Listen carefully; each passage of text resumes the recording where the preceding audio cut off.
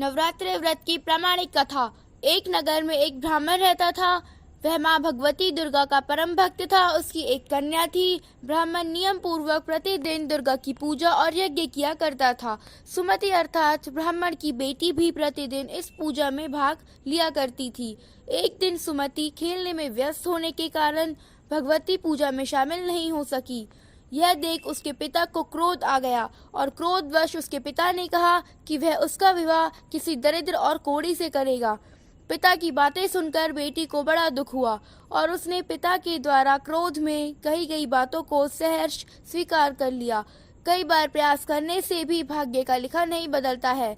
अपनी बात के अनुसार उसके पिता ने अपनी कन्या का विवाह एक कोढ़ी के साथ कर दिया। सुमति अपने पति के साथ विवाह कर चली गई। उसके पति का घर न होने के कारण उसे वन में घास के आसन पर रात बड़े कष्ट में बितानी पड़ी। गरीब कन्या की यह दशा देखकर माता भगवती उसके द्वारा पिछले जन्म में की गई उसके पुण्य प्रभाव से प्रकट हुई और सुमति से बोली, हे कन्या, मैं तुम पर प्रसन्न हूँ। मैं तुम्हें कुछ देना चाहती हूँ, मांगो, क्या मांगती हो। इस पर सुमति ने उनसे पूछा कि आप मेरी किस बात पर प्रसन्न हैं। कन्या की यह बात सुनकर देवी कहने लगी, मैं तुम पर पूर्व जन्म के तुम्हारे पुण्य के प्रभाव से प्रसन्न हूँ। तुम पूर्व जन्म में भील की पतिव्रता स्त्री थी।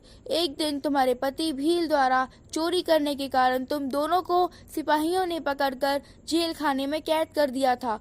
उन लोगों ने तुम्हें और तुम्हारे पति को भोजन भी नहीं दिया था। इस प्रकार नवरात्र के दिनों में तुमने न तो कुछ खाया और न ही कुछ पिया, इसलिए 9 दिन तक नवरात्र व्रत का फल तुम्हें प्राप्त हुआ। हे ब्रह्माणी, उन दिनों अनजाने में जो व्रत हुआ, उस व्रत के प्रभाव से प्रसन्न होकर आज मैं तुम्हें मनोवांछित वरदान दे रही हूँ।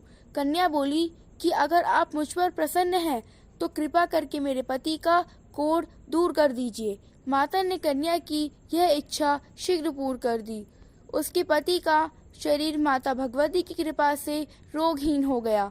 अगर आपको हमारी वीडियो नवरात्रि व्रत की प्रामाणिक कथा अच्छी लगी हो तो हमारे चैनल हेलो जिंदगी को सब्सक्राइब कर लें। धन्यवाद।